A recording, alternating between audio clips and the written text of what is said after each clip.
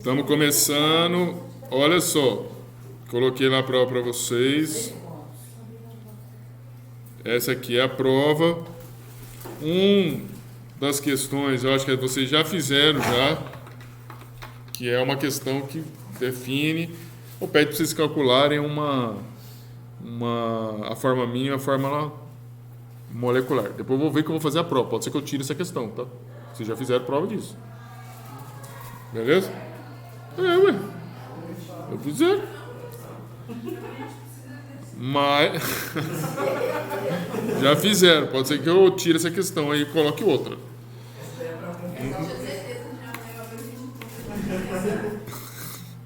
Aliás, eu nem vou resolver para não perder tempo. Essa aqui. Não vou colocar porque já fizeram. Não tem sentido colocar essa questão. Mas eu nem sei se eu posso, se eu consegui fazer. Vamos para frente. Meu Deus. Vocês vão ver que é só conta, hein? O senhor gosta de aliança, hein, professor? Um par de alianças de casamento, se for de ouro, 24 quilates. Um par de alianças de casamento de ouro, 18 quilates, foi adquirida por um casal de noivos, sendo cada aliança caracterizada por apresentar a massa de 2 gramas. Sabe-se que cada aliança foi fabricada de forma que sua composição fosse constituída de 2/3 de ouro e 1/3 de prata. Quantos átomos de ouro e quantos átomos de prata foram... Ai, caiu na prova isso, não caiu?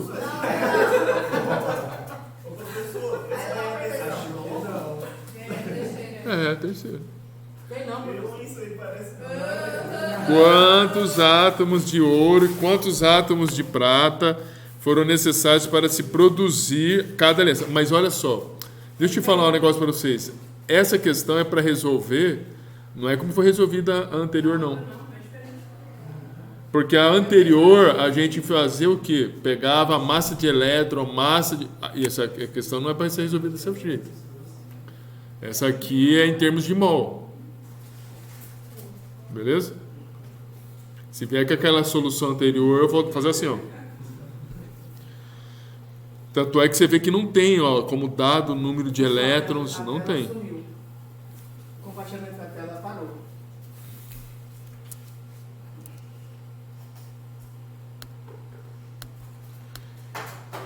Então, assim, vocês vejam que na prova aqui não tem as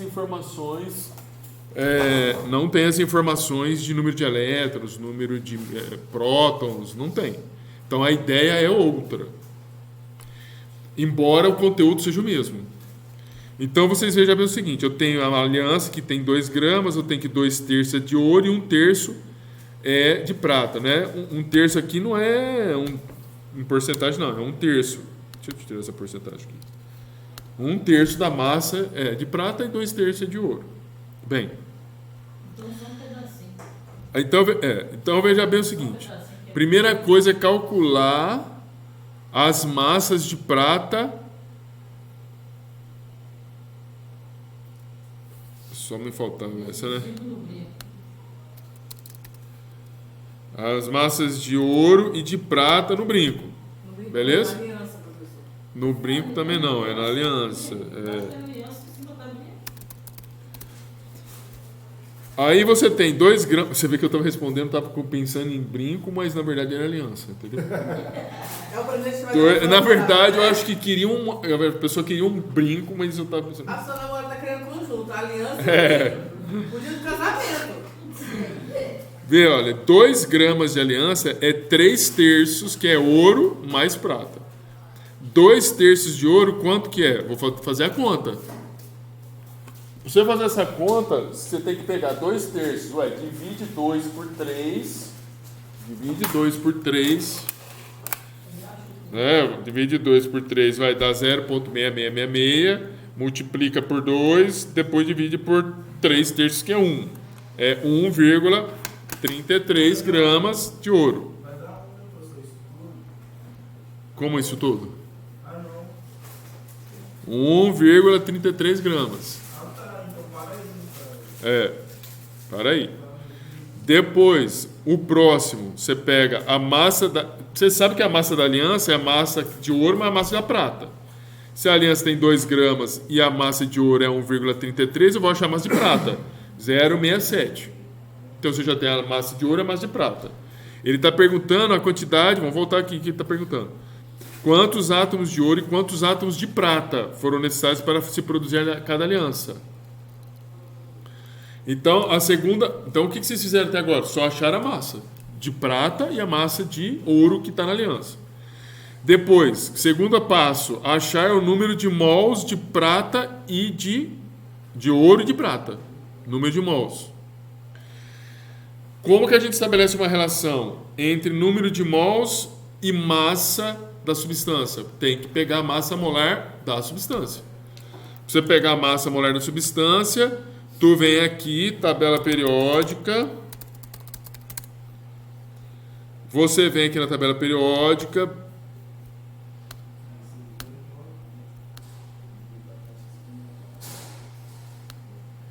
Eu preciso do ouro e da prata. Você vem aqui, ouro, aqui embaixo, tá aqui, ó, tá bem pequenininho, 196,97, bem aqui, ó, vocês acham que vocês não vão enxergar não? Deixa eu ver se eu consigo deixar.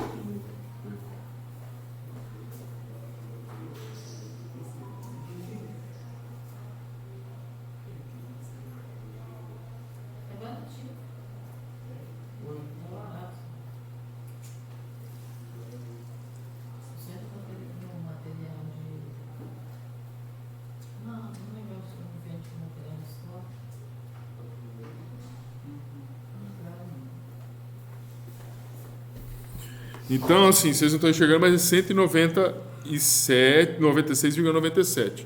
E a prata, ela está aqui em cima, 107,87. Eu tenho que ver isso na tabela periódica.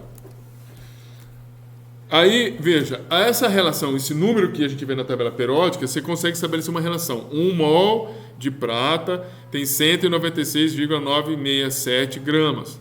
Isso eu achei na tabela. Não era aquela tabela, era outra.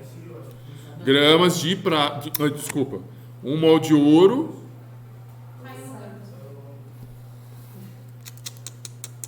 Hoje o computador não está te ajudando. Eu acho que ele está querendo que a gente entre em férias. Nem um computador me ajuda. Eu não fiz nada para ele, gente. Eu não sei o que está querendo. Acho que ele está querendo ser status, né?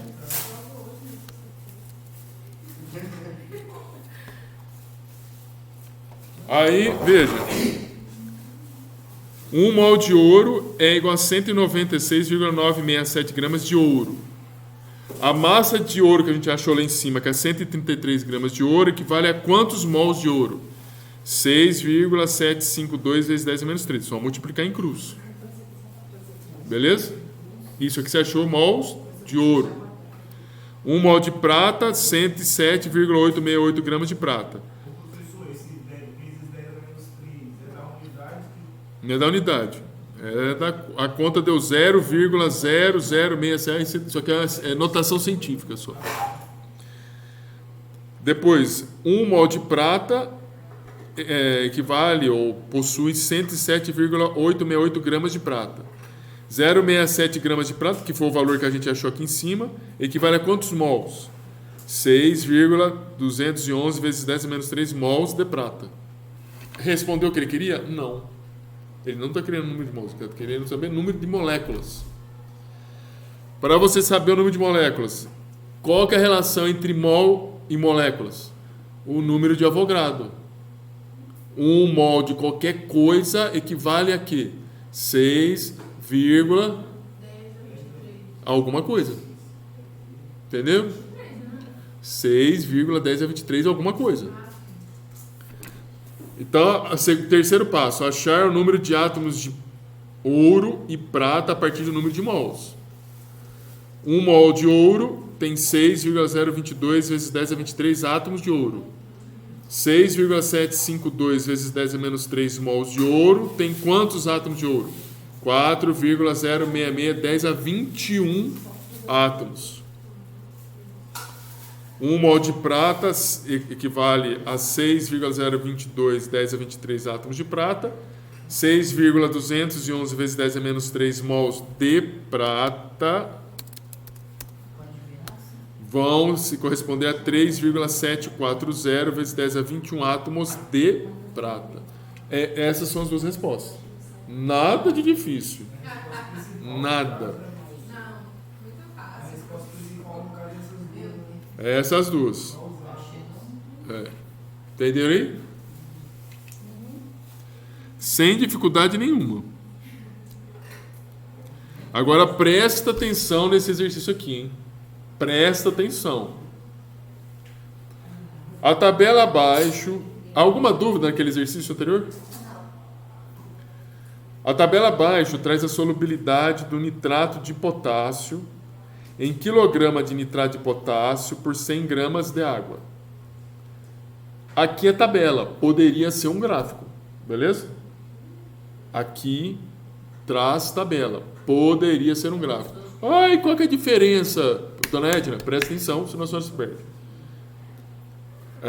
Poderia ser um gráfico, que é uma tabela. Se fosse um gráfico, você tem que olhar o gráfico em alguma temperatura e fazer o cruzamento onde está a linha e achar qual que é o valor da solubilidade, beleza? Entendeu, Dona Edna? Não, o que eu falei agora. Entendeu o que eu falei agora? Tem que achar uma tabelinha. Não. Falei se tivesse um gráfico, um gráfico de solubilidade. Só tem o eixo lá, o eixo Y e o eixo X. No eixo Y vai a solubilidade, no eixo X vai a temperatura. Se eu desse um gráfico e falasse de uma temperatura, para você achar a solubilidade, você tem que olhar na temperatura, puxar uma reta paralela ao eixo Y e depois cruzar para ver qual que é a solubilidade. É isso que eu estou falando. Beleza? Aqui já está a tabela. Aqui é só olhar a tabela só. Aí veja assim. Um analista preparou... Então ele está falando que a tabela traz a solubilidade do nitrato de potássio em gramas de nitrato por gramas de água, de 100 gramas de água. Um analista químico preparou 25 ml de uma solução 3,5 mols de nitrato de potássio. A temperatura do laboratório é de 30 graus Celsius. Você poderia afirmar que a solução preparada é saturada ou insaturada?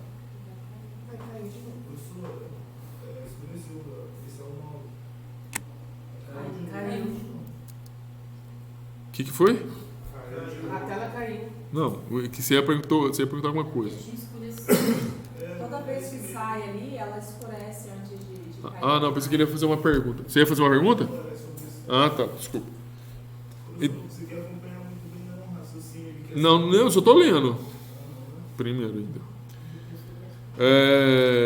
Então, o analista químico ele preparou 25 ml de uma solução 3,5 mol por litro de nitrato de potássio. A temperatura do laboratório é 30 graus Celsius. Aí ele pergunta o seguinte: você poderia afirmar que a solução preparada é saturada ou insaturada? Caso haja saturação, qual a massa de precipitado será formada? Justifique sua resposta mostrando todos os seus cálculos. Considere que não há possibilidade de termos uma solução supersaturada. Lembrando que uma solução supersaturada é uma solução que se dissolveu mais do que era possível. Beleza? Bem, a primeira coisa que você, quando dá um exercício desse aqui, veja, em algum momento tem que ser dada uma temperatura. Aqui ele está falando de uma temperatura do laboratório, que é a temperatura provavelmente que ele fez a solução. Beleza? Nessa temperatura 30 graus, a solubilidade, inclusive está aqui, ó. A solubilidade... Um momento. Aumenta a tela, aumenta isso. Oh, meu Deus. Obrigado. Vocês deixam eu falar e vocês não... Mas tá terminando. Fala! Professor, nós não conseguimos enxergar porque não temos visão super... Entendeu? Não sofram. Eu estava nos 30 graus. Então, assim, em qualquer momento tem que ser dado alguma temperatura. Aqui foi dado 30 graus. Então, a 30 graus, a solubilidade é essa, é 45,8 gramas de nitrato de potássio em 100 gramas de água. Veja, é em 100 gramas de água, mas ele não fez 100 gramas de solução. Ele fez 25. Eu preciso saber, em 25 ml, quanto de nitrato cabe. Porque se em 25 a quantidade de nitrato que cabe for menor do que aquela que ele usou para fazer a solução, vai precipitar. Entendeu? Só que eu preciso fazer a conta. Eu preciso fazer a conta para saber isso. Tudo bem? No caso, o raciocínio de eu pensar que seria um quarto de 45,8 estaria certo? Não sei. Vamos fazer a conta, aí você verifica. Vamos. Qual que é o raciocínio aqui? Ó? A primeira coisa, achar a massa de nitrato de potássio presente no volume de 25 ml. É a primeira coisa que vai fazer. Tem a solução, tem uma quantidade de solução. Acha a quantidade de potássio que tem, ué. Beleza? Eu preciso da massa molar do potássio também. Porque eu preciso, porque a concentração lá está em mol por litro. Tá aqui, ó. Ó, a concentração está em mol por litro, 3,5 mol por litro. Então eu preciso da massa molar para poder fazer a conta. E a ideia é o quê? Nós acharmos a quantidade em gramas que tem nos 25 ml de solução. Beleza? Bem, a massa molar do nitrato de potássio é igual a 101,102 gramas por mol. Lá está escrito o seguinte: você tem uma solução que é 3,5 mols de nitrato de potássio em 1 litro. Não é isso que está escrito lá? A concentração é essa. Se essa é a concentração em mol, ou seja, eu tenho 3,5 mol de nitrato de potássio em 1 litro de solução, em 25 ml, que está aqui, já está em litros. Lembra que tem que usar a mesma unidade. Aqui 0,025 litros significa que é 25 ml. Qual que seria o número de mols de nitrato de potássio? 0,0875 mol. Só que esse 0,0875 mol representa qual grama de nitrato de potássio? 101,102 gramas de nitrato de potássio equivale a 1 mol. Professor, onde você achou isso? Na massa molar, aqui em cima. Ah, como você achou essa massa molar?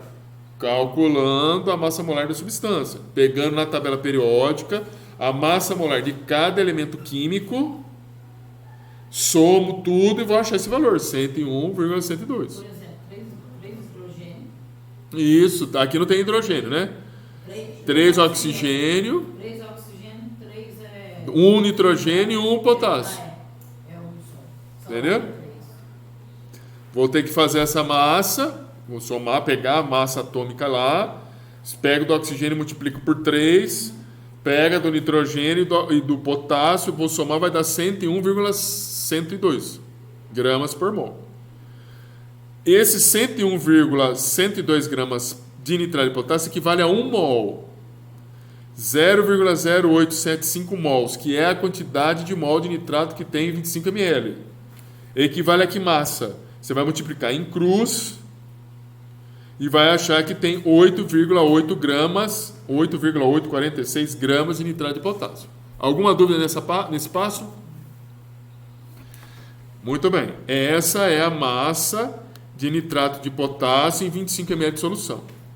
Depois, converter o volume da solução em massa de água. Por quê? Porque a solubilidade está em massa de água. Você tem 25 ml de solução, densidade é igual a massa dividido por volume, e a densidade é 0,9957 gramas por ml. Professor, onde está isso? Tem que ser fornecido para vocês, é a densidade. Não use da cabeça a densidade, use o que está sendo informado, porque senão vai dar errado.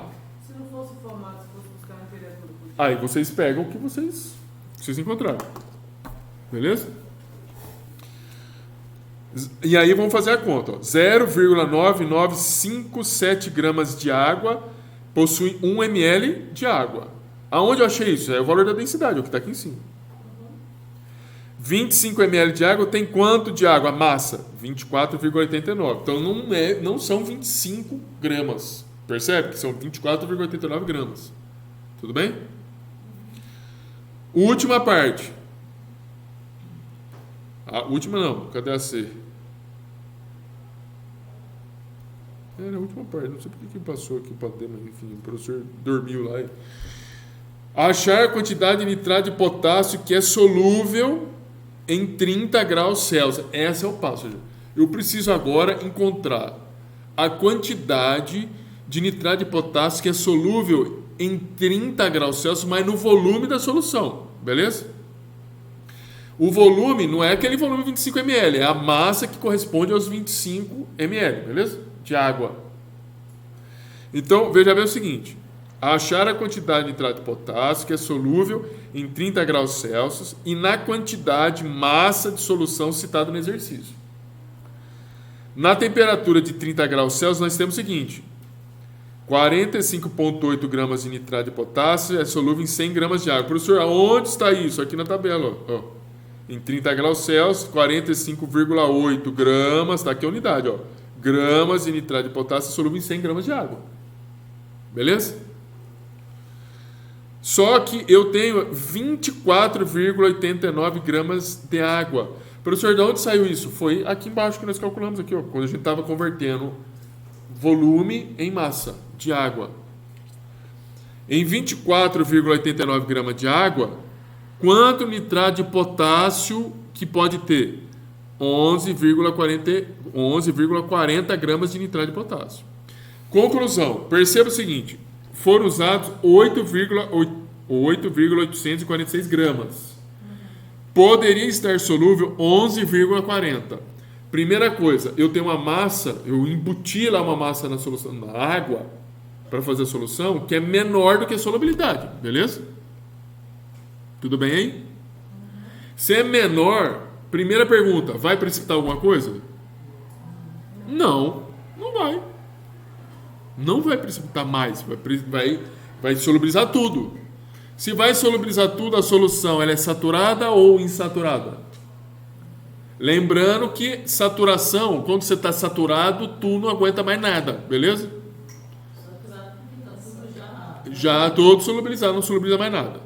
Então, nessa situação, a solução está saturada ou insaturada? Insaturada. Insaturada. Não, nem você acabou de falar que... Eu acabei de falar o seguinte: quando nós temos uma solução, eu falei assim, quando nós estamos cheios de tudo, nós falamos que estamos saturados. E quando estamos vazios, insaturados. E quando nós não estamos cheios ainda, nós estamos insaturados. Entendi. Agora, voltando para o exercício aqui, nós temos uma solução que tem menor quantidade de sólido que poderia ser dissolvido, porque poderia ser dissolvido 11, eu adicionei 8. A pergunta é a seguinte: essa solução é saturada ou insaturada? Insaturada. Beleza?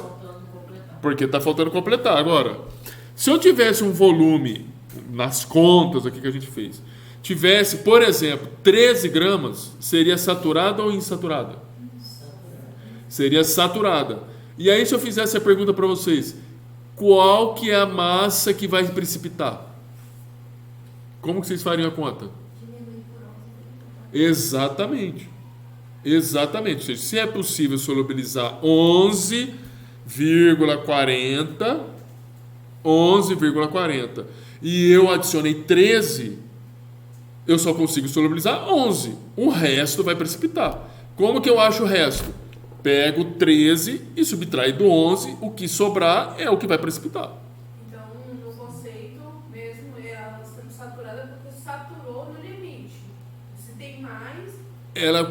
A partir do momento que você dissolveu tudo o que era possível, ela se torna insaturada. Não, saturado.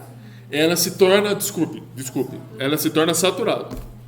Exatamente. A atividade querer saber alguma coisa supersaturada vai ter que... A supersaturada é o seguinte: vamos supor que eu digo para você o seguinte, mas isso tem que estar informado, não vai falar que é supersaturado.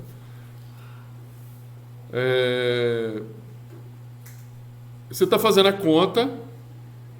Eu poderia perguntar assim. Poderia informar. Foi observar tudo que está escrito aqui, com a exceção que não iria falar que ela não é supersaturada. Mas eu poderia falar o seguinte: foi observado que quando a temperatura caiu de 30 para 20 graus, houve precipitação de sólido. Isso é uma característica de uma solução supersaturada. Se dissolveu mais do que... Pode ser uma característica. Pode. Uma outra, foi observado sobre o becker, em que a solução estava contida a 30 graus Celsius, que ao atritar uma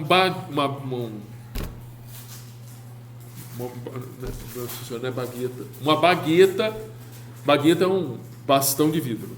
Uma bagueta na parede do becker, houve precipitação de sólido. Também é uma característica de solução supersaturada. Beleza? Eu tenho que falar alguma coisa. Não é, alguma coisa que torna anormal. Ou houve uma queda de temperatura, houve a precipitação. Isso pode ser, você vai ter que fazer a conta. E aí você vai verificar que, a hora que você faz a conta, está dando uma massa maior do que poderia. E eu tenho que falar, eu tenho que escrever, olha, a solução a 30 graus não apresentava presença de precipitado. Beleza? Não apresentava. Mas se cair a temperatura, ou se eu atritei uma bagueta, houve a precipitação, isso é característica. Você vai fazer a conta, tu vai ver que tinha mais sólido lá. Aí eu pergunto, essa solução supersaturada, insaturada ou insaturada? Supersaturada. Mas eu tenho que informar isso, entendeu? Tudo bem? Entendeu? Muito bem. Então essa solução aqui ela é insaturada. Acredito que teve pessoas que se deram mal. Vamos para a quarta questão. A metilamina é um gás que pode ser usado na formação de inseticidas e herbicidas, na produção de borrachas e explosivos. Em um processo de combustão, a metilamina com pureza de 98% reagiu com oxigênio 95%, produzindo nitrogênio como produto.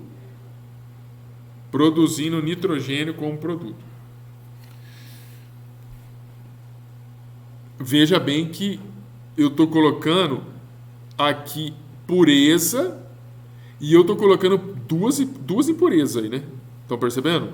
Oxigênio, né? E a metilamina. Beleza? Qual o rendimento da reação para a produção do nitrogênio, sabendo que o processo foi iniciado com 35 gramas de metilamina e 15 gramas de oxigênio, sendo produzida a massa de 3,5 gramas de nitrogênio. 3,5 gramas. Beleza? Esse é um exercício em que você tem tudo. Tudo significa que você tem a questão da pureza, você tem que verificar a questão do rendimento, e também a questão do reagente limitante. Tudo bem? Bem, primeira coisa que você vai fazer, balancear a reação. A reação já está balanceada, por sorte. Eu coloquei a reação balanceada lá. Não necessariamente ela podia estar balanceada. Vocês precisam checar isso, tá? Precisam checar isso. Então, aqui ela já está balanceada. Segunda coisa. Eu tenho aqui 2 mols. Eu estou dizendo que eu comecei a reação química com 35 gramas. Engraçado, né?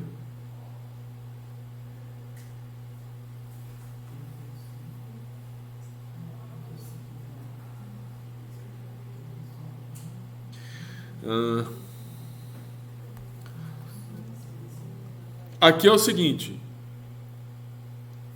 É porque tem duas maneiras de você fazer o exercício. Essa aqui é uma outra maneira que está aqui. Não sei se vocês vão gostar, porque pode fazer tanto por essa que está aqui ou por outra. Ou você converte, presta atenção nisso que eu estou falando, ou você converte a massa que foi fornecida em mol, ou você vai converter esses números que estão aqui em mol, em massa, beleza? Eu vou repetir de novo. Ou você pega a massa que você está fazendo a reação, que ele falou lá, pegou 35 gramas de um.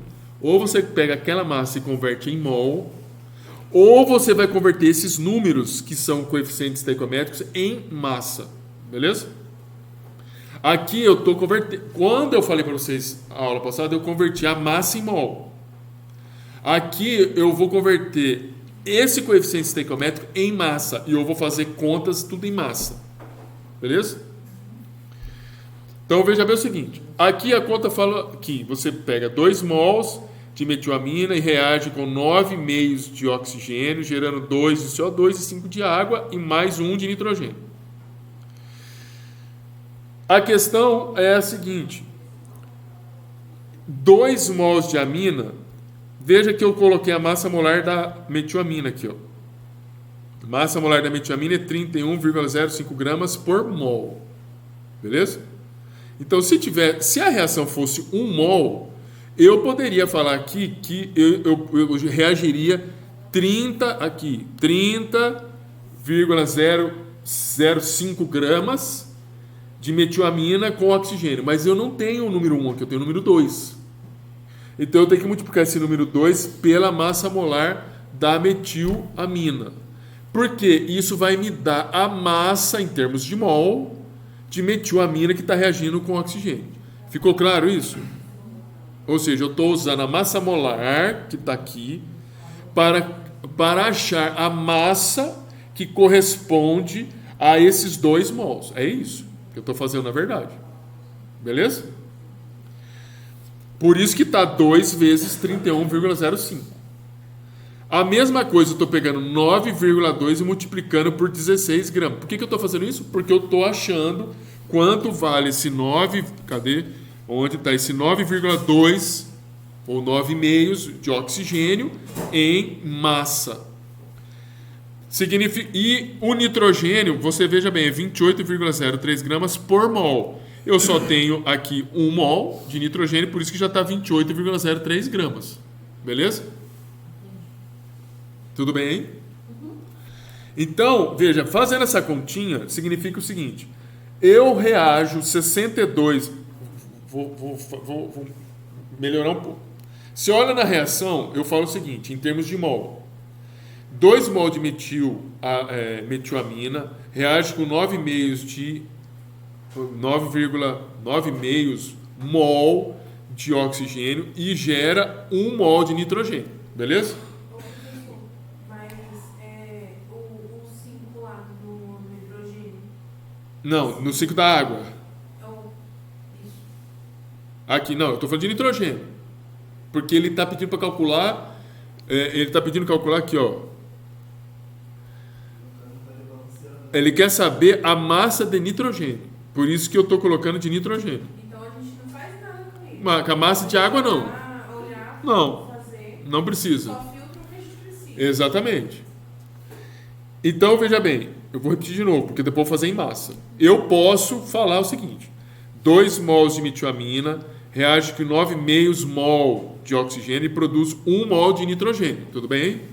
Assim como eu poderia falar que 62,01 gramas de metilamina reage com 72 gramas de oxigênio e produz 28,03 gramas de nitrogênio.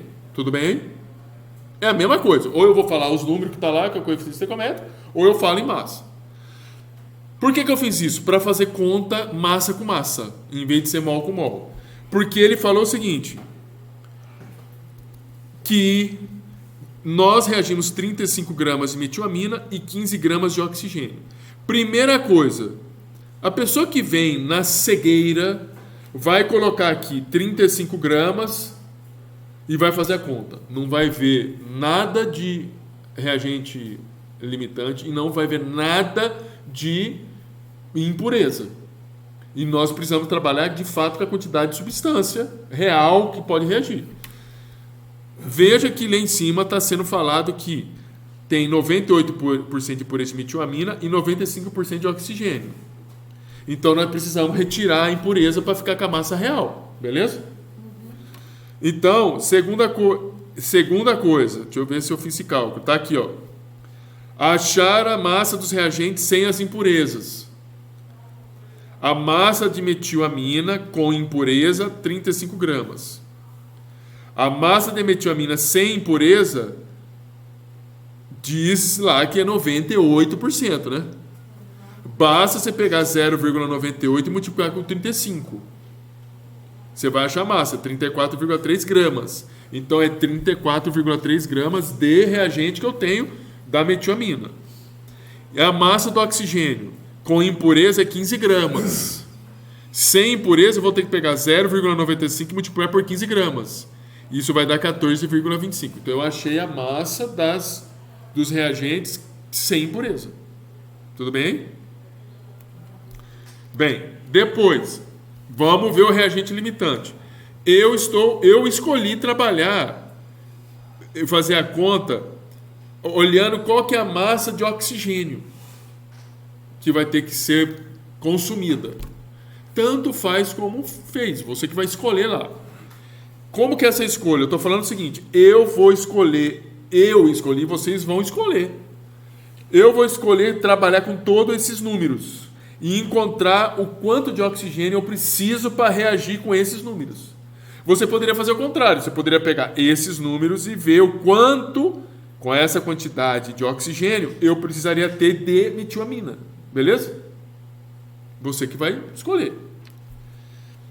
Eu escolhi pegar o oxigênio, né? Eu escolhi pegar o oxigênio para fazer a conta.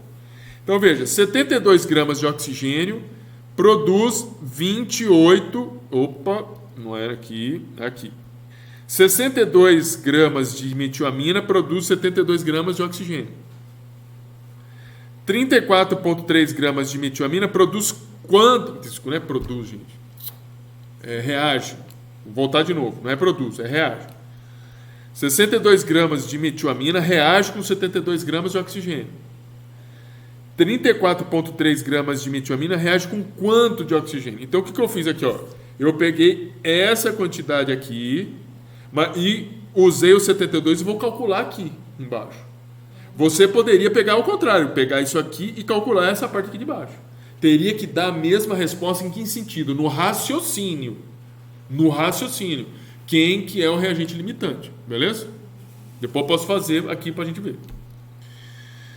Então, fazendo esse raciocínio, eu teria que ter 39,82 gramas de oxigênio para consumir todos esses 34,3 gramas de metilamina. A pergunta que você tem que fazer: eu tenho 39,82 gramas de oxigênio? Não tenho. Eu tenho 14,25 gramas. Eu tenho menos oxigênio. Menos. Beleza? Menos. Então, o que é o reagente limitante? Se eu tenho, veja bem, eu tenho menos oxigênio do que seria necessário. Beleza? Menos. Para consumir toda a metilamina. Conclusão, eu não vou consumir toda a metilamina. Beleza? Por quê? Porque para eu consumir toda a metilamina, eu precisaria essa quantidade de oxigênio. Eu não tenho essa quantidade de oxigênio. Então, eu vou consumir todo o oxigênio que eu tenho aqui, que é o 14,25 gramas, e ainda vai sobrar metilamina, porque eu não tenho 39,82, eu tenho 14,25. Esse é o raciocínio que vocês precisam fazer. Beleza? Vou fazer o contrário. Vou fazer o raciocínio contrário. Professor, no caso a gente limitante seria o metionamina. Não, senhor, porque se fosse... Olha só. O reagente limitante é aquele que acaba primeiro. Beleza? Eu quero que ainda continuava depois que você chega no limite. Não, o reagente limitante é aquele que acaba primeiro. O que sobra é o que está em excesso. Vou fazer aqui a conta, fazendo o raciocínio diferente. Ou seja, pegando o do lado direito, pegando essa parte aqui, ó. Essa aqui, ó. Olha só, eu sei que 62,1 gramas de metilamina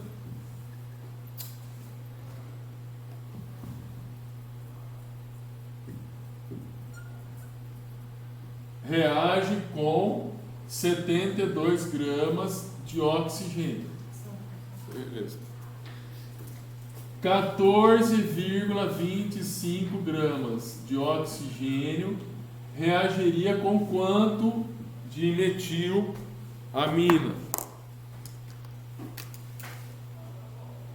62,1 vezes 72 vezes 14,25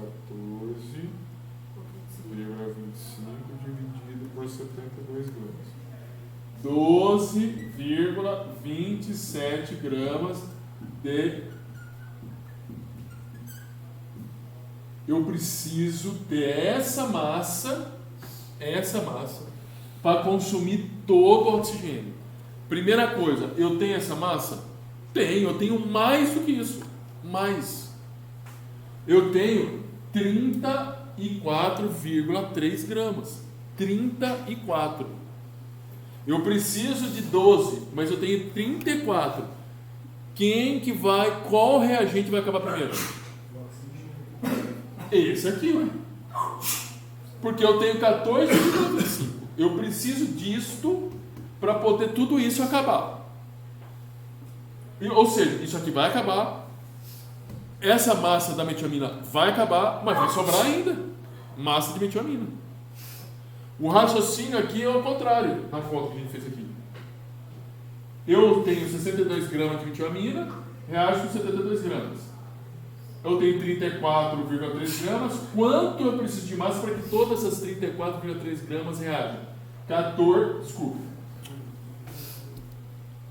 Aqui embaixo.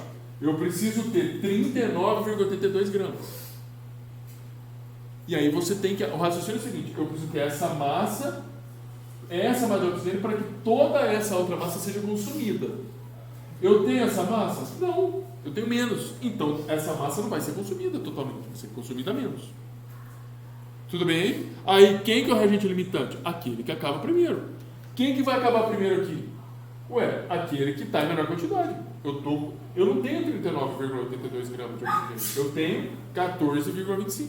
Eu vou consumir tudo, como eu estou mostrando aqui, eu vou consumir tudo o oxigênio, vou consumir essa quantidade de metilamina e vai sobrar ainda. Tudo bem? Professor, eu achei estranho, hein? É estranho, né? É o normal da conta, mas achava que não podia, né, fazer essa multiplicação por ser elementos diferentes. Como assim, multiplicação? Eu 62. Não, mas é uma relação estequiométrica. Aqui, não, está trabalhando de estequiometria, está falando de uma relação estequiométrica. Estamos trabalhando com uma substância que reage com a outra substância e gera duas ou outras três tipos de substância. 2 mol disso reagindo com 9,2 mol disso vai produzir 2 mol disso, 5 mol disso. É uma relação. Isso aqui é a regra de 3. Beleza? Então pode. Mas veja, a mesma unidade, ó. Metilamina. Oxigênio. Grama. Beleza? Não dá pra você falar aqui, ó. Não dá pra você mexer aqui. Metilamina, aqui embaixo água. Ou aqui oxigênio, aqui CO2. Não. Aí não vai dar. Beleza? Entenderam aí? Aquele 2 e o 9 sobre 2 é coeficiente estequiométrico? 9,5 esse coeficiente estequiométrico. Então, no caso, eles, quando a gente vai transformar em massa, a gente não faz só pela massa pura, não, né? A massa geral. Aqui não é a massa, essa aqui não é a massa que você colocou na reação. Isso aqui é a massa atômica do oxigênio, da massa molar, na verdade, né? Não é a massa que está reagindo lá. Não é, hein? Vai confundir as bolas. Tá? Inclusive a gente fez o cálculo aqui do lado, ó, para achar qual que era a massa que estava reagindo. Beleza?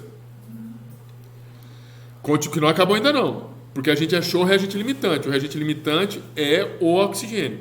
Agora a gente vai fazer a conta com o oxigênio, porque você faz a conta com o reagente limitante. Aí eu vou fazer aqui, ó, 62 gramas de metilamina, desculpe, vai para baixo aqui. 72 gramas de oxigênio produz 28,03 gramas de nitrogênio. André, onde você conseguiu essa massa aqui? Ué, lá em cima. Não lembra que a gente converteu? Aqui, ó. A gente converteu aqui as massas, ó. Isso aqui a gente converteu, porque tem os números aqui que é em mols. Esses números a gente converteu em massa. Então, 72 gramas de oxigênio produz 28 gramas de nitrogênio. Se nós temos que usar o oxigênio, nós vamos pegar a massa do oxigênio, que é aquela que vai acabar primeiro. 14,25 gramas de oxigênio produz X. Vai multiplicar em X. Vão ser produzidos 5,55 gramas de nitrogênio. Ele quer... É esse cálculo que ele quer? Não. Ele está pedindo para a gente calcular o seguinte.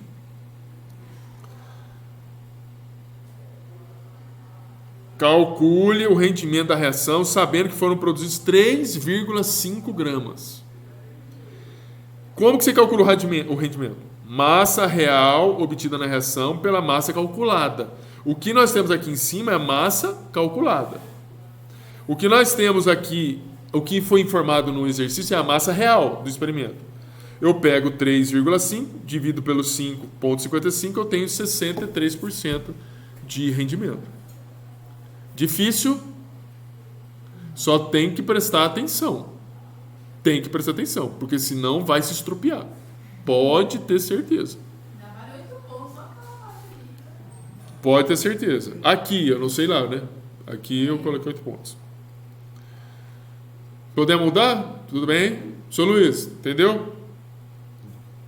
3,5 saiu da onde mesmo? Oi? 3,5.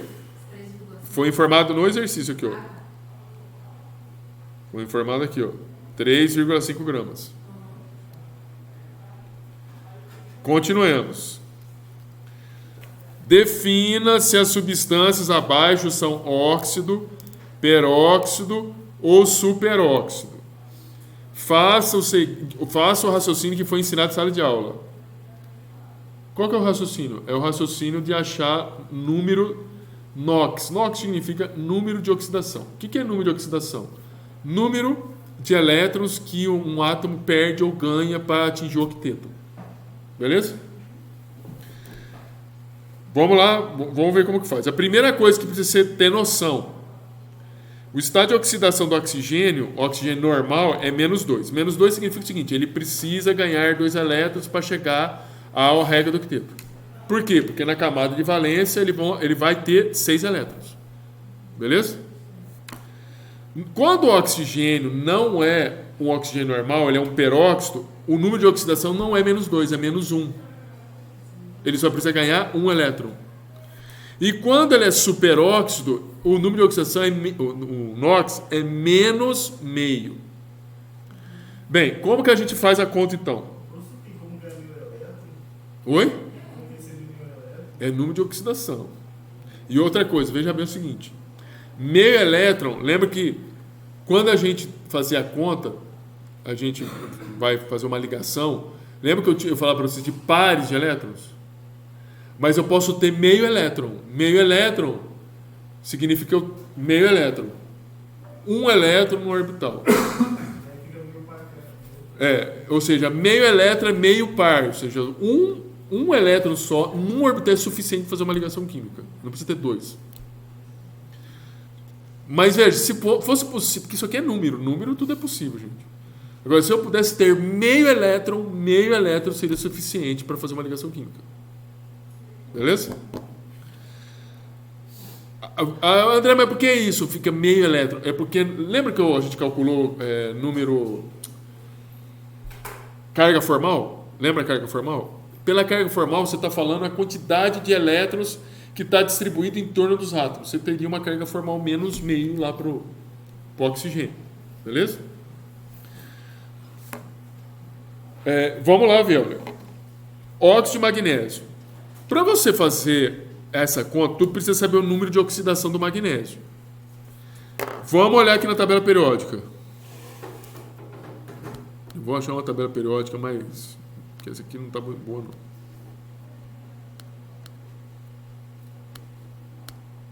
Deixa eu ver se aqui vai ser maior.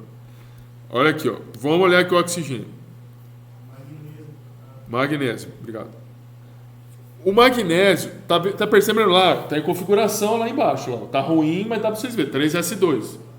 É a camada de valência dele. O magnésio tem a tendência de perder esses 2 elétrons. Assim como qualquer elemento aqui, ó, tem tendência a perder. Tá? Vocês estão vendo aqui, né? Qualquer elemento aqui da tabela, da coluna 2, tem tendência a perder 2 elétrons. Ó, 5s2, 6s2, 7s2, berílio, 2s2. Qualquer um deles tem tendência a perder esses 2 elétrons. Qual que é o NOx, o número de oxidação desses elementos? 2+. Por que 2+? Porque ele tem tendência a perder. Perder. Aqui, o hidrogênio, o lítio, o sódio, o potássio, o rubídio, o césio, o frâncio.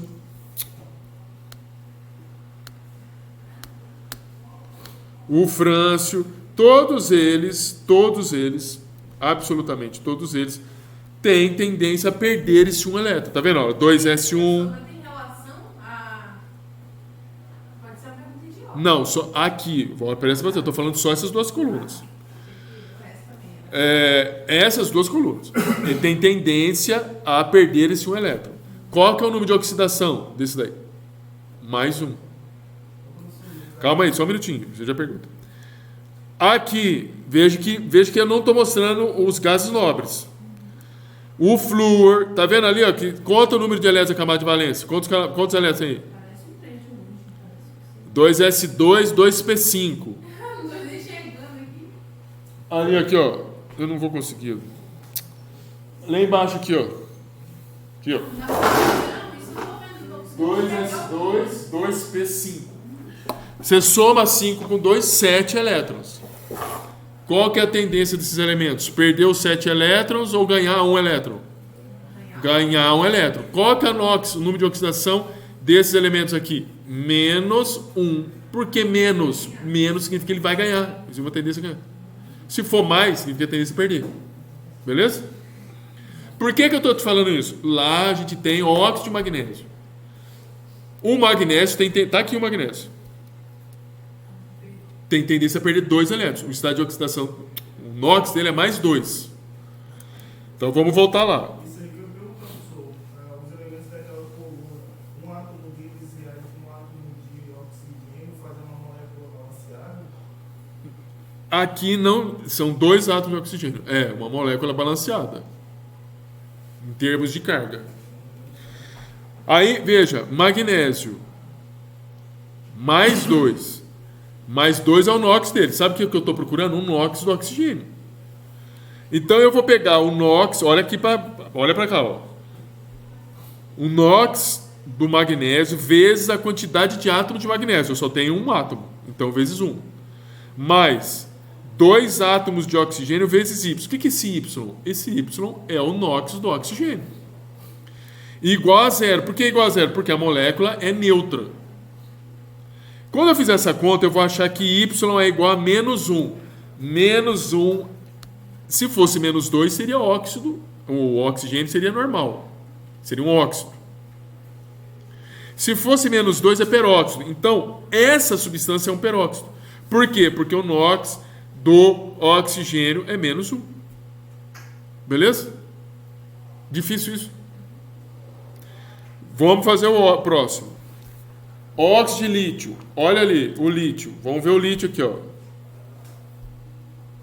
Tem tendência a ganhar ou perder um elétron? Perder. Qual que é o NOx dele? Mais 1. Se fosse na segunda coluna, mais 2. Viu, Donete? Se for na segunda coluna, mais 2. Mas na primeira, se estiver na primeira, mais 1. Aí, como o NOx é mais 1 do lítio, eu tenho 2 lítios. 2 vezes 1 mais 4 átomos de oxigênio vezes Y. O que é o Y? O NOx que eu estou procurando, do oxigênio. E a molécula é 0. A molécula é 0. A somatória é 0. Por quê? Porque a molécula é neutra.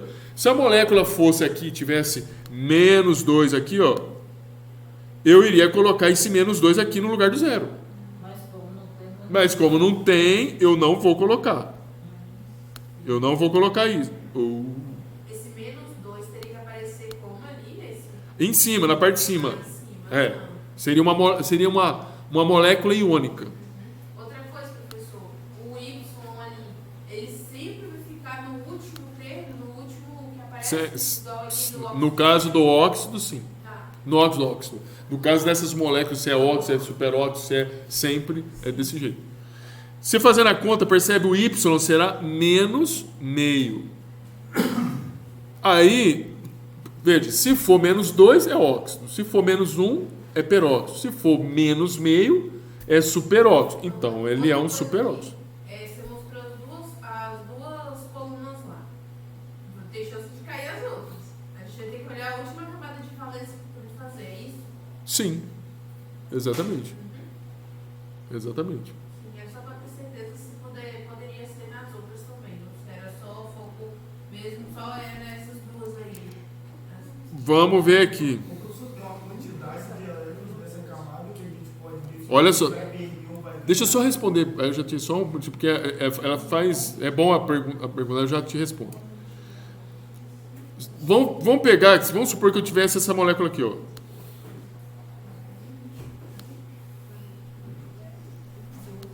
Essa aqui, ó. Beleza?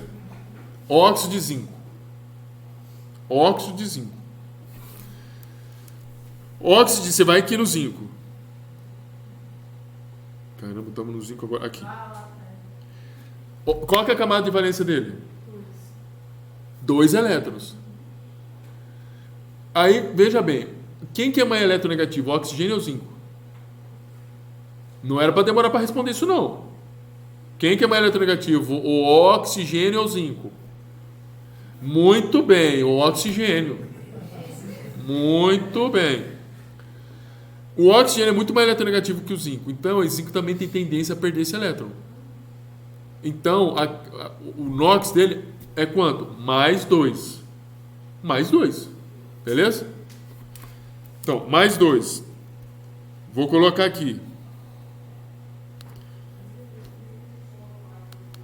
Mais 2. Então, eu teria aqui um átomo de zinco vezes 2 mais um átomo de oxigênio vezes Y. Igual a quanto?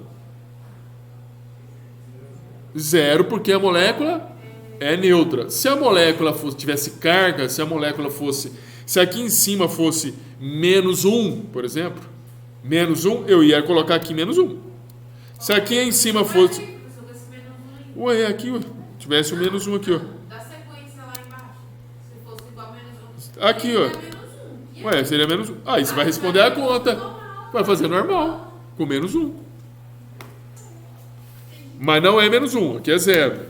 Quando você fizer a conta, tu vai ver que Y é igual a menos 2. Nesse caso aqui particular que eu estou colocando para você, o oxigênio aqui é um óxido. Porque o NOx dele é menos 2. Entenderam aí? Entendeu, seu Luiz? Eu estou lembrando essa parte de ganho, que ganha ou perde elétron. Como que seria? Aqui, o menos 2, Pela camada de valência? Não. Não, o oxigênio, a tendência dele é ganhar os elétrons do zinco. Da camada de valência do zinco. Tendência significa que os elétrons vão estar mais próximos do oxigênio. A partir de quantos elétrons a gente determina que ele vai perder? Ou vai Ou vai ganhar? Mas olha só, deixa eu só falar um negócio para vocês. Quando eu falo perder, significa que os elétrons estão... Porque aqui a gente está falando de moléculas, a gente não está falando de... Nós não estamos falando de íons. Eu não estou falando de ligações iônicas. Eu estou falando de moléculas. Quando eu falo, então voltando, quando eu falo a tendência a perder, significa que os elétrons do zinco, ou os elétrons do lítio, ou os elétrons... Eu nem lembro o que era lá antes. Ou os elétrons do magnésio estão mais próximos do oxigênio. É isso que eu estou querendo falar quando eu falo que a tendência é perder. Entendeu? Então, quando eu estou falando assim, a tendência é perder, é porque na ligação química, porque aqui é ligação química, é ligação covalente. Eu tinha entendido que era a regra do octeto que estava determinando isso. Mas é a regra do octeto. Você vai lá na camada, olha a camada de valência, tá faltando para preencher. Isso. Isso. Então, assim, mas veja bem o seguinte, aqui no caso do zinco. O zinco, ele está com... Tá vendo que ele está com 10 elétrons lá no orbital D? Aqui a gente já foge do octeto. Ele teria que dispensar 2. Eu sei, mas ele foge da regra do octeto. Olha lá, ele está com o orbital D com 10 elétrons. A regra do octeto é 8 elétrons. Mas, assim, por que a gente chama a regra do octeto? Chama a regra do octeto porque antes as pessoas ficavam olhando para um conjunto de elementos químicos cuja camada de valência tinha o quê? Dentro do preenchimento, 8 elétrons. Mas aqui, quando você tira esses 2 elétrons, eu vou ficar com uma camada 3 preenchida. Na verdade, ele quer ficar com a camada preenchida. Entendeu? Mas aí não entra nessa Entra. É só... Ele perder, dispensar esses 2, por isso que Mas ele não vai perder. Então, é só uma expressão, eu falei perder. É que o zinco, que tem 2 elétrons, ele é menos eletronegativo do que o oxigênio. Então, ele tem 2 características importantes. O zinco, se ele tivesse sozinho, ele gostaria de perder 2 elétrons. E na ligação química, agora eu estou falando, ele junto com o oxigênio na ligação química, o oxigênio é mais eletronegativo do que o zinco. Mais eletronegativo significa que ele tem tendência a puxar mais elétron para si. Então, olha, o zinco não quer esses 2 elétrons e é menos eletronegativo do que o oxigênio. Então, o oxigênio ele tem menos elétrons na camada de valência dele? Ou não?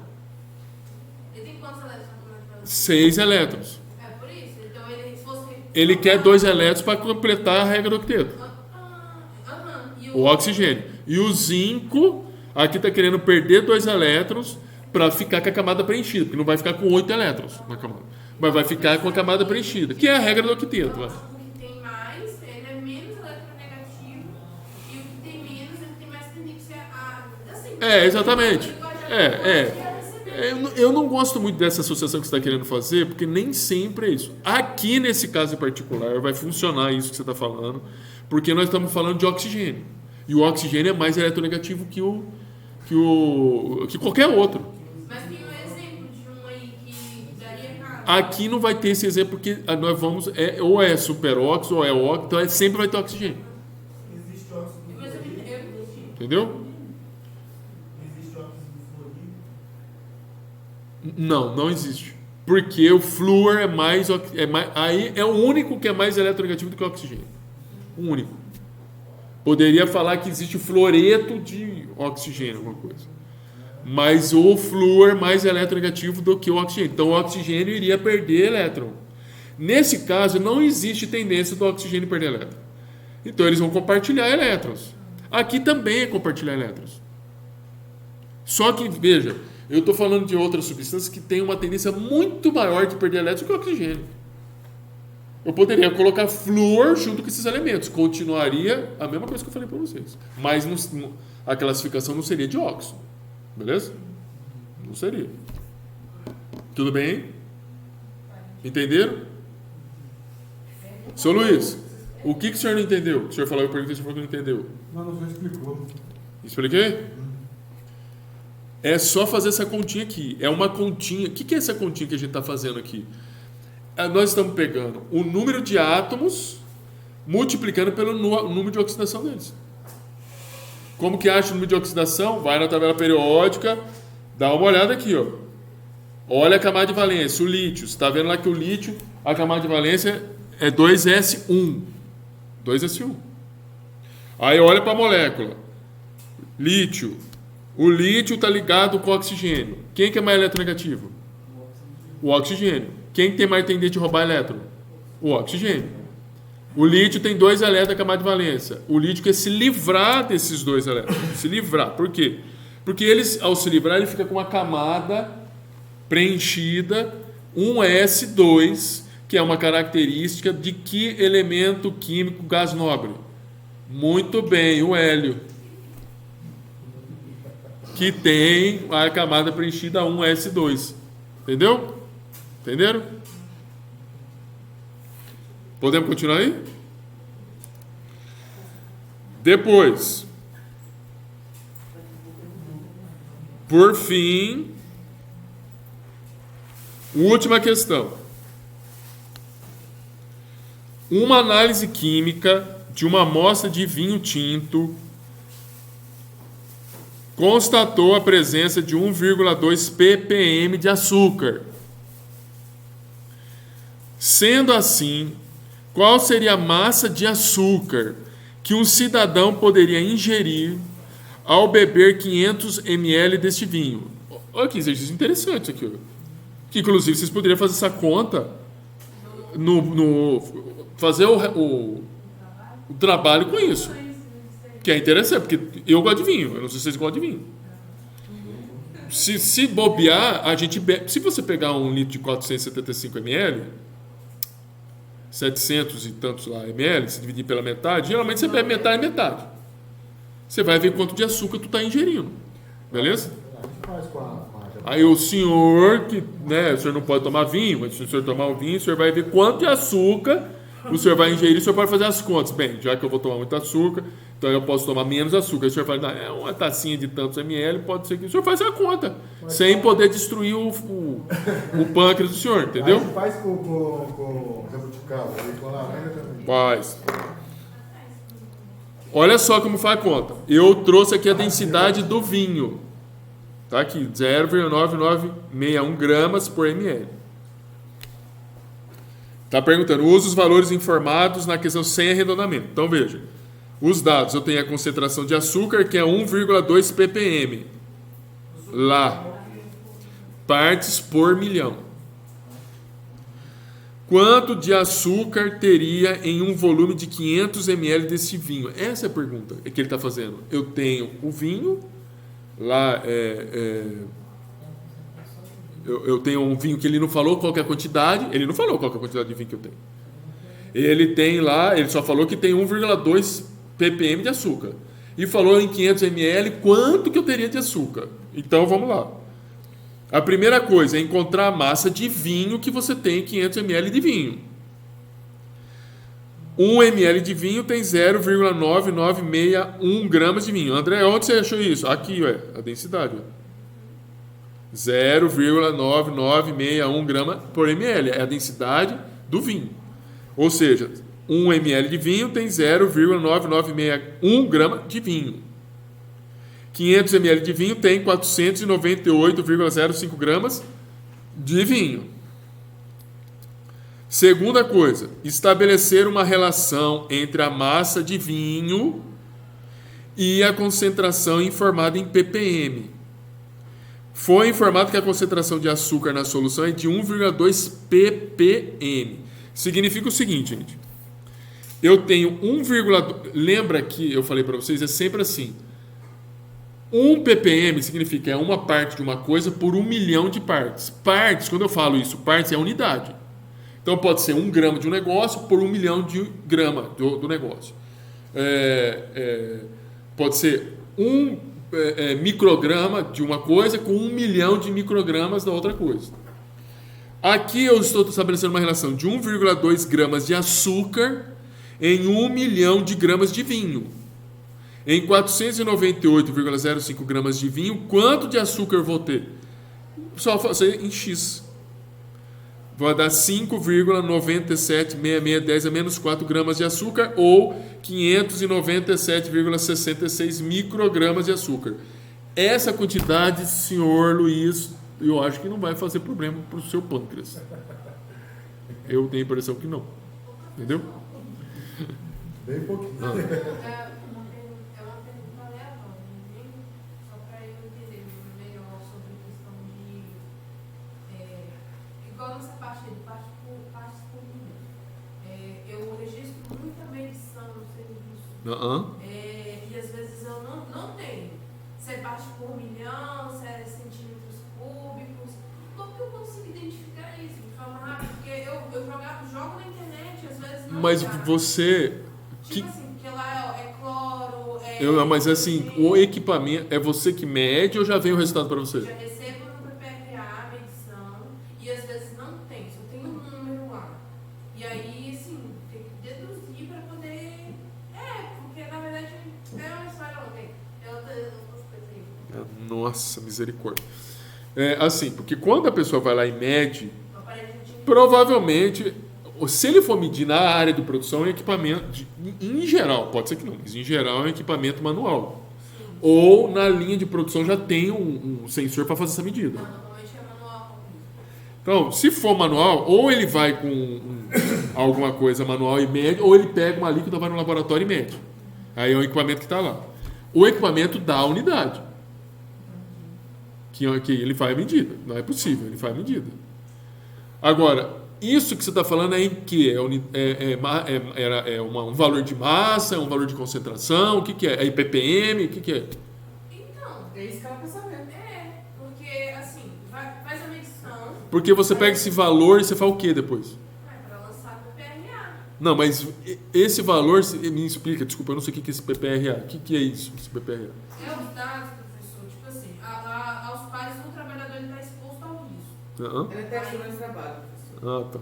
Aí é feita a medição, a avaliação do local de trabalho e vai dizer quanto que ele está exposto.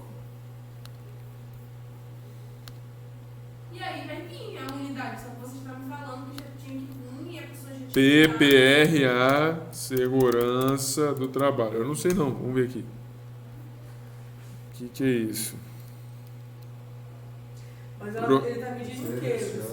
PPRA, Programa de Prevenção de Riscos Ambientais. Não é só isso. Tem que ser, pode ser que seja PPM. Porque Porque ele deve estar calculando. Veja bem, a Eu fibra. vou dar um exemplo melhor. O cloro lá, É, ele é líquido, beleza. Aí eu vou ter outros lá que vai ser sólido. mas ele está medindo, não, ele não está medindo, acho que ele está medindo isso, o que está saindo lá na produção, o que está sendo liberado. Mas aí vai medir em cima do quanto o trabalhador está exposto àquele risco. Se o cara está fazendo. Não, tudo bem, mas ele está lá exposto. Provavelmente ele está. Porque o cloro gasoso é cancerígeno. É risco, é um risco sério. Sim.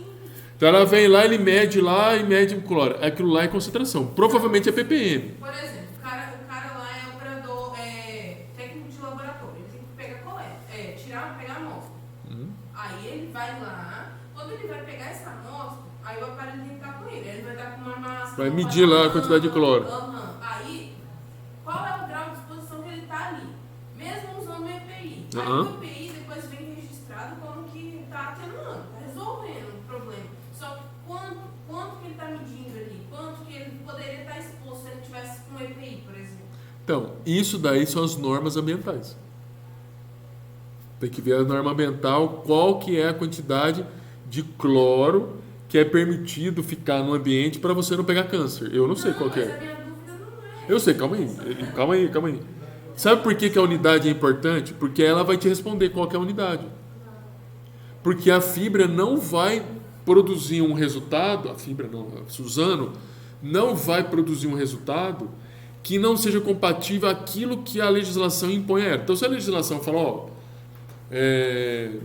para você ter uma vida saudável, você não pode estar expelindo mais do que tantos ppm, ela vai usar ppm. Não, mas o que ela está querendo te falar, professor, é a questão seguinte. Vamos lá. Vamos supor a soda cáustica sólida. Ela quer saber se a soda cáustica vai estar metros cúbicos, centímetros cúbicos ou gramas. Aí ela quer saber o seguinte, o cloro líquido, se vai estar em ml, se vai estar em litros, não é isso? Não, mas é isso que eu estou tentando falar. É isso isso. que ela está tentando fazer, se tem uma forma de ela saber a Não, substância, já saber a unidade. não tem, mas eu estou te dizendo para você, possivelmente, para você já saber qual que é a unidade.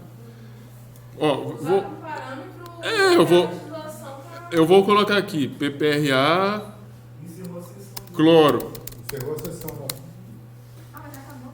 Acabou agora a discussão Não cabe- aleatória, como diz isso. Ué, cadê o Eu trem? acho que você vai ter que ir pelo tipo de substâncias. Para você conseguir. Vou colocar ter isso, unidade. vou achar isso. Não, vai ter uma avaliação nova esse ano e aí eu consigo acompanhar mais, é porque é a primeira vez que eu acompanho, eu só registro as medições agora. Lá onde eu trabalhava, tinha umas coisas dessas e era muito pelas substâncias que a gente determinava. O sólido geralmente era em gramas, os líquidos geralmente era em ml. Lá usa muito, o que eu percebi que usa muito é partes por milhão e centímetros cúbicos. Aí, quando eu vou usar, às vezes gera dúvida. Mas pergunta para eles, mas sabe o que acontece? Não, a gente não tem acesso assim. Foi feito um PPRA nos anos anteriores e eu tive que registrar as medições antigas, né? Aí eu não tive contato com essas pessoas. Mas aí, a partir desse, eu vou conseguir tirar minhas dúvidas. Porque aí eu vou na pessoa que vai fazer as medições e consigo saber. Preciso saber. Até fazer um network ali, ó. Não tem instrumento na área que você consiga ver, não? Claro, assim não. Vou fazer esse tipo de medição não direto, assim. Né? Tem, lógico que vai ter de. Se eu for. Talvez se eu for uma pessoa do Uma forma de você laboratório. pegar e saber, talvez se você for. Eles devem levar as contas de teste para fazer as coletas. Pelas contas de teste, talvez você consiga tirar a unidade. Mas agora, quando eles forem, quando vai estar o aparelho lá, é mais fácil de saber. É, pelo aparelho também. É variado, olha aqui, ó. Deixa eu ver se isso é isso aqui mesmo. Olha aqui, ó. Regulamento da Previdência Social. Aqui está falando um regulamento da Previdência Social, fatores de risco, agentes ambientais. Aí tem aqui risco físico, aí vamos lá. O risco químico, olha aqui, ó. Acrilonitrila é em ppm. Acronitrila, quantitativa, é massa, quantidade.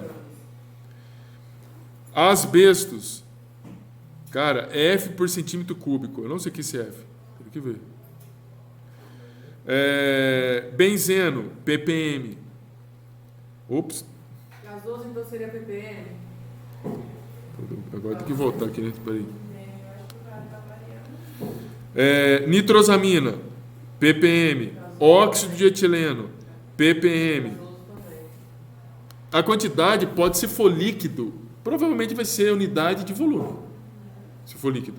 Se for sólido, é massa. Se for gás, provavelmente ppm. Eu não lembro nem o que foi que eu fui registrar, que era microtesla. Tesla é uma unidade geralmente que é usada para expressar campo magnético. É isso mesmo. Energia, né? É isso mesmo. Energia magnética. É isso mesmo. Mas assim, você tem que perguntar. Você consegue perguntar. Você fala para a pessoa que você teria como você só me informar qualquer As pessoas coisa. não estão lá mais lá. É uma medição que ela está ela vai passada que ela tem que virar uma tá. nova. Em 2017, aí não teve nenhuma variação, aí manteve os mesmos PPR. É uma empresa terceirizada que vai lá e mede? Isso aí, a gente não... Pô, liga para a empresa que fez. Fala, escuta, que unidade é essa daí que você mediu?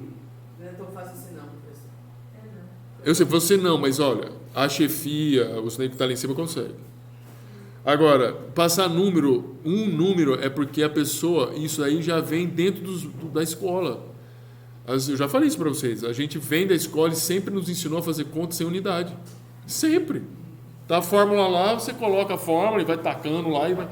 Não faz a gente usar a equação com a unidade. Eu fiquei tão na dúvida nas que eu estava lançando, que eu só botava assim, dado quantitativo e qualitativo para sair no perfil profissiográfico beneficiário lá do PP, né? Para sair, para não vir a unidade, porque senão ia estar errado quando eu fosse fazer. E você vê, e tem unidade que é miligrama por metro cúbico.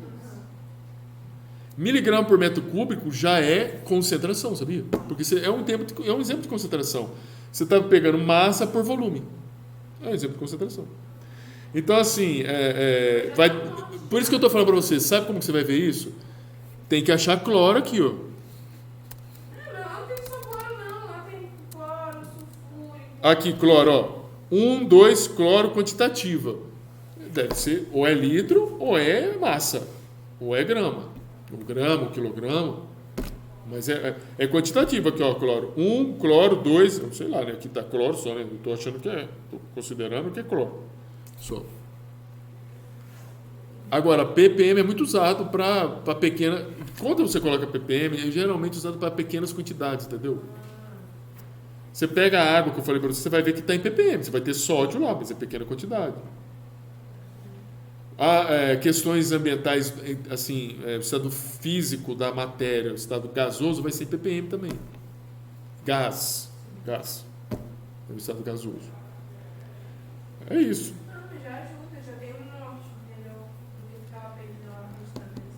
Agora, não tem a unidade difícil. Muito difícil.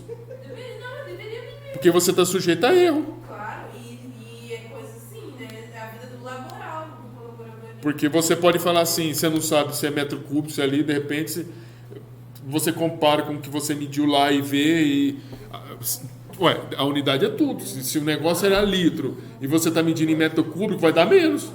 Aí você vai falar assim, tá baixo. Não tá baixo nada, porque 1 metro cúbico são 1000 litros.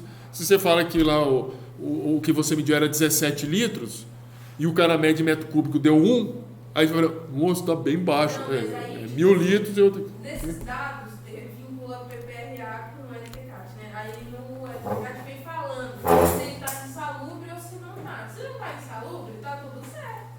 Agora, se tiver o ambiente insalubre, aí é porque tá acima do limite de tolerância. Gente, ó, a prova vai ser em cima disso, que eu vou fazer a prova, eu vou chegar hoje lá e vou fazer.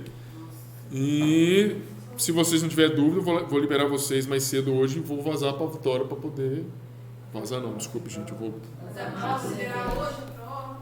E fazer a prova para que os alunos possam fazer. Seria perfeito se o professor liberar essa prova hoje ou passar a noite. Não vou liberar, amanhã 9 horas. Amanhã eu mando pro senhor no WhatsApp lá. A noite toda. O professor libera a noite. Vou tentar colocar hoje. Libera a prova se você quiser. Vou tentar, senão eu coloco amanhã. Ó, fica lá monitorando. Libera a sua prova se você quiser com a gente.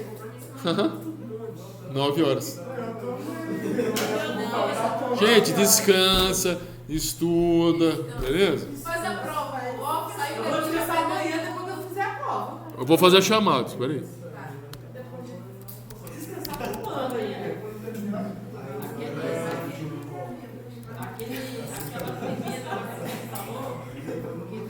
Professor, hoje é a última aula, então? Não, só de vídeo. Qual que o senhor está falando?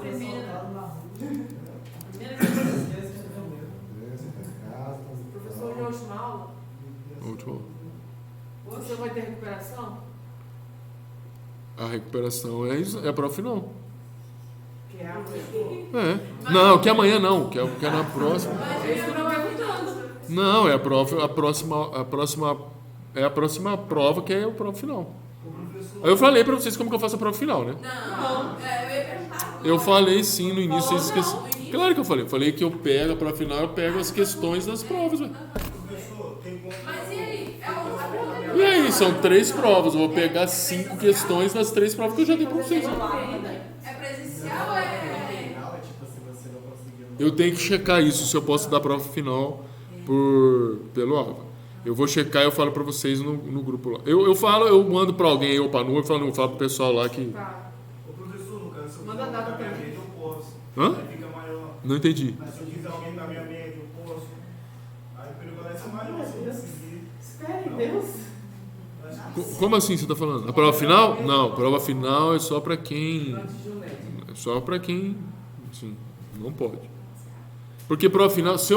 Primeiro que nem vai aparecer você pra mim. Se você for aprovar, quando eu mudo a acadêmico para o final, não aparece você. Não aparece. O próprio acadêmico já diz, né? Quem tá... Já fala pra mim. Ronaldo, meu filho. Isso é acadêmico é muito Isso, bom. filho. Como é que é? Se contente com o que você já tá, não, pô. Sinceramente.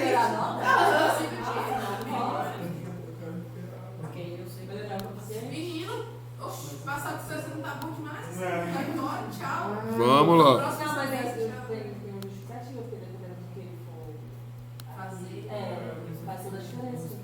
Ah, o coeficiente. Mas o coeficiente Adriane, não está. o primeiro semestre geralmente não é. A dona Ed não está aí. O Eduardo. Até o final. Mas se ele entrar Cadê meu filho? Ah. Obrigado, Eduardo. A Júlia não está aí não, né? Pra essa não. então, aí daqui a pouco vai entrar. Josiana. Também não. Josias. Josias. Não veio. Eu fiz três semestres. O coeficiente Josicleide está aí. primeiro lucro. Larissa. Vou passar. Lucas. Lucas Venturim. Luiz está aí. Mackenza não veio. Maria Eduarda.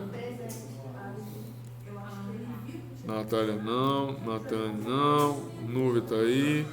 Pamela. Eu acho que desistiu. Agora esse Patrick. determinado não qual é o grau. Patrick. Dá conta do negócio de entregar lá, hein? Beleza? Rafael. Não. Ronaldo. Ronaldo. Saulo. Você me pulou. Saulo. Não, eu já vi você já. Taiane. Veio não, foi pra casa. Mas ela estava aqui no início? Tá, não, no início não. Não, ela foi pra cá, aquela hora longe. Hoje ela viajou. Vanete tá aí. E Wesley. Não, vou fazer um pedido de novo para vocês. Não. Eu até vou escrever aqui, ó. Resolução do exemplo de terceira avaliação. Não coloquem nome grande no arquivo. Não façam deca de lápis, porque eu sou cegueta e nem que você faça um PDF bonito, eu vou enxergar. Faça por caneta, faça PDF.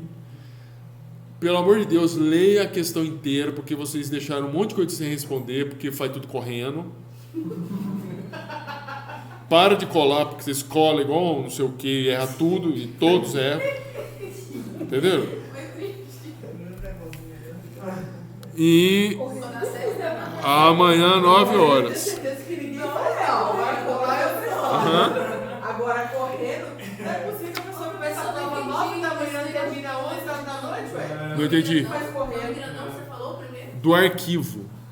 Nome? O arquivo que você coloca lá no. É porque às vezes não abre. Né? Não, às vezes não puxa. Aí eu tenho que fazer manual, um por um. Coloca a sua prova, terceira prova. Só isso. Eu sei porque vem. Quando puxa, cria um arquivo com o teu nome. Então não precisa ficar com problema que eu vou trocar as provas. Agora, coloca o nome de vocês na prova. Que não estão colocando. Não custa nada colocar.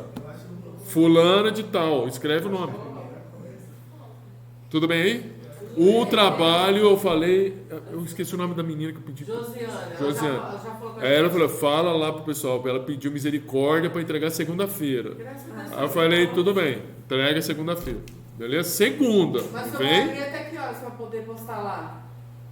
Não, eu vou dar uma olhadinha. Se eu tenho a impressão que lá... Eu vou ver se vai ser até dia 30 que eu deixo lá. Senão eu mudo. Eu coloco nesse... Foi erro meu. Por isso não vai não nessa onda, porque dia 7 é o seguinte. Dia 7 tem que entregar resultado total.